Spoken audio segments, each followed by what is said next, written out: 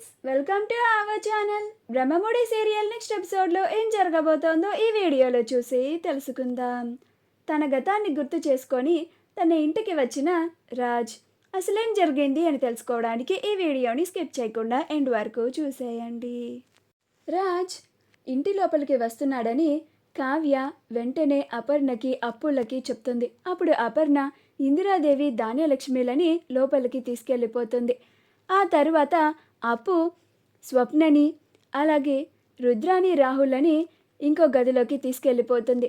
ప్రకాశం water కోసమని లోపలికి వెళ్తాడు. ఈలోగా కావ్య హాల్లో ఉన్న ఫొటోస్ అన్నిటినీ తీసి ఒక పక్కన పెట్టేస్తుంది. అలా కావ్య పరుగున అవన్నీ చేస్తూ ఉంటే అలా పరిగెత్తుకుంటూ వచ్చేలోపు రాజ్ గుమ్మం దగ్గరికి వచ్చేస్తాడు. అలా కావ్య రాజ్కి ఎదురు పడుతుంది. అప్పుడు రాజ్, అమ్మయ్య, ఇది మీ ఇల్లేనా? నేను ఇందాక నుంచి మీ ఇల్లా కాదా అని చాలా డౌట్గా వస్తున్నానండి. ఇప్పుడు మిమ్మల్ని చూసిన తర్వాత నాకు చాలా ప్రశాంతంగా ఉంది. నేను కరెక్ట్ అడ్రస్కే వచ్చానని అనిపిస్తోంది అని అంటాడు. అప్పుడు కావ్య, ఇంత కరెక్ట్గా ఎలా వచ్చారండి? మీకు ఈ అడ్రస్ ఎలా తెలిసింది అని అంటుంది. అప్పుడు రాజ్, ఏమో అండి, నాకేదో గుర్తుకు వస్తుంది. అలా స్టీరింగ్ తిప్పుకుంటూ ఇక్కడికి వచ్చి ఆగాను. అలా ఈ ఇంట్లోకి వచ్చేసాను అని అంటాడు. అప్పుడు కావ్య, గుర్తుకు వచ్చిందా అండి? ఇంకా ఏమన్నా గుర్తుకు వచ్చిందా అని చాలా ఆశగా అడుగుతుంది. అప్పుడు రాజ్, అవునండి, నాకు ఈ దారంతా వెళ్తూ ఉంటే గుర్తుకు వస్తూ ఉంది. అలా వచ్చేసాను. నేను మీకు ఆల్రెడీ చెప్పాను కదా, మిమ్మల్ని చూస్తూ ఉంటే ఎక్కడో చూసినట్లుగా ఉంది అని. సేమ్ నాకు ఆ దారిని నుండి వస్తూ ఉన్నప్పుడు కూడా అదే ఫీలింగ్ కలిగింది.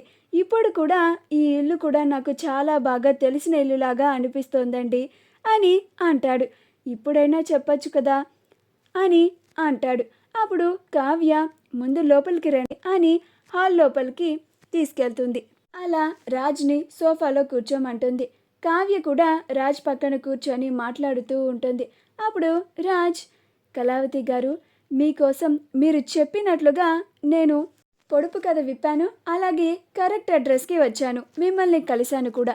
ఇప్పుడైనా చెప్పండి, గతంలో మీకు నాకు ఏదన్నా పరిచయం ఉందా అని అంటాడు. అప్పుడే ప్రకాశం బయటికి వస్తూ ఉంటాడు. అది గమనించిన కావ్య వెంటనే రాజ్ని వాళ్ళ గదిలోకి తీసుకెళ్ళిపోవాలని, రామ్ గారు ఇలా రండి, మనం ఇక్కడ కాదు నా రూమ్లో మాట్లాడుకుందాం అని రాజ్ని వెంటనే చాలా హడావిడిగా వాళ్ళ గదిలోకి తీసుకెళ్ళిపోతుంది.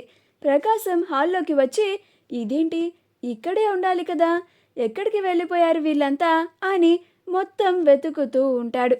పైన కావ్య రాజ్ని చాలా హడావిడిగా తన గదిలోకి తీసుకెళ్ళి డోర్ వేసేస్తుంది. ప్రకాశం ధాన్యం, అమ్మా, వదినా అనుకుంటూ అందరినీ వెతుకుతూ ఉంటాడు. అయినా ఎవ్వరూ కనిపించరు. అప్పుడు ప్రకాశం, ఎక్కడికి వెళ్ళిపోయారు వీళ్ళంతా? ఇప్పటి వరకు ఇక్కడే గేమ్ ఆడారు కదా, ఇంత నిశ్శబ్దంగా అయిపోయిందేంటి ఇల్లు అని అపర్ణ వాళ్ళ గదిలోకి వెళ్తాడు. ఓ, ఇక్కడున్నారా అని అంటాడు. అప్పుడు అపర్ణ, అమ్మో ప్రకాశంని మర్చిపోయాము, పోనీలే ఈ గదిలోకి వచ్చేశాడు కదా, ఇక వాడిని చూసే ప్రమాదం ఉండదు అని అపర్ణ అనుకుంటుంది. అలా కావ్య వాళ్ళ గదిలోకి తీసుకెళ్ళిన తర్వాత, చెప్పండి, ఏదో మాట్లాడుతున్నారు అని అంటుంది.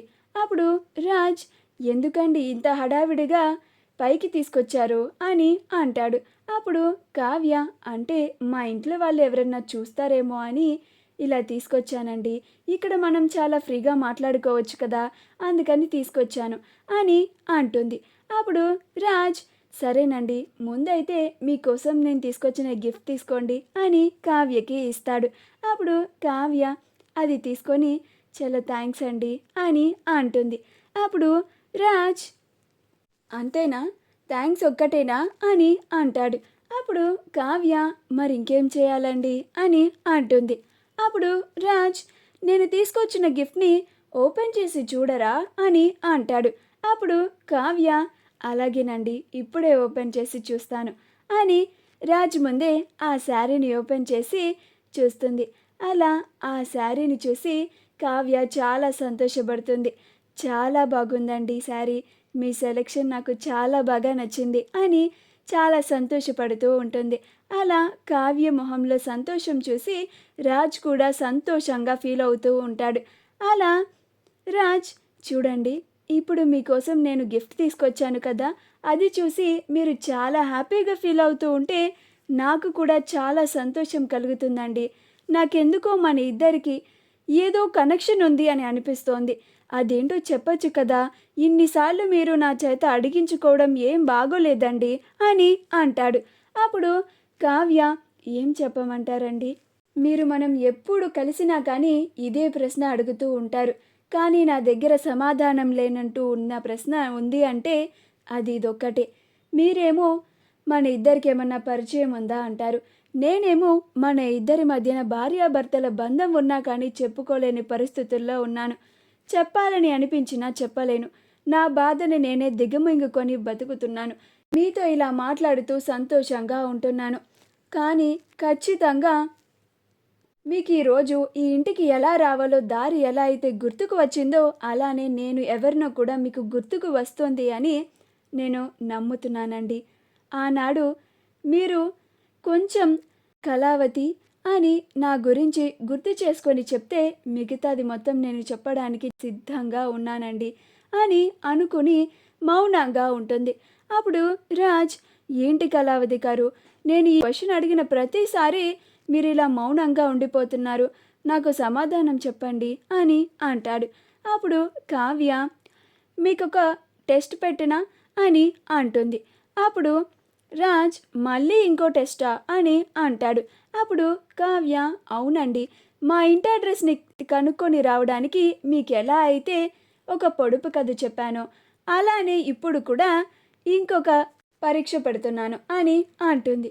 అప్పుడు రాజ్, తప్పుతుందా చెప్పండి అని అంటాడు. అప్పుడు కావ్య, మీరు ఎలా అయితే గుర్తు చేసుకుంటూ మా ఇంటి వరకు వచ్చారో అలానే నా గురించి మీకు గుర్తు వచ్చేంత వరకు నేను మీకు నా గురించి ఏదీ చెప్పను. అలానే మీరు కూడా నా గురించి అడగకూడదు. పైగా మీరు నా గురించి బలవంతంగా గుర్తు చేసుకోవాలని మీ బ్రెయిన్ని ప్రెజర్ పెట్టకూడదు అని అంటుంది. అప్పుడు రాజ్, ఇది మరీ అన్యాయం అండి, నాకు గుర్తు వస్తే మిమ్మల్ని ఎందుకు అడుగుతాను అని అంటాడు. అప్పుడు కావ్య, మీరంతటా గుర్తు తెచ్చుకోవాలండి. మీరు గుర్తు తెచ్చుకుంటేనే మీరు ఆరోగ్యంగా ఉండగలరు. అదే నేను అసలు నిజాన్ని చెప్పి మిమ్మల్ని ఇబ్బంది పెట్టలేనండి అని తనలో తానే బాధపడుతూ ఉంటుంది. మా వీడియో కనుక మీకు నచ్చినట్లయితే లైక్ చేయండి, షేర్ చేయండి, మా ఛానల్ని సబ్స్క్రైబ్ చేసుకోండి. పక్కనే ఉన్న బెల్ ఐకాన్ని క్లిక్ చేయడం మాత్రం మర్చిపోకండి.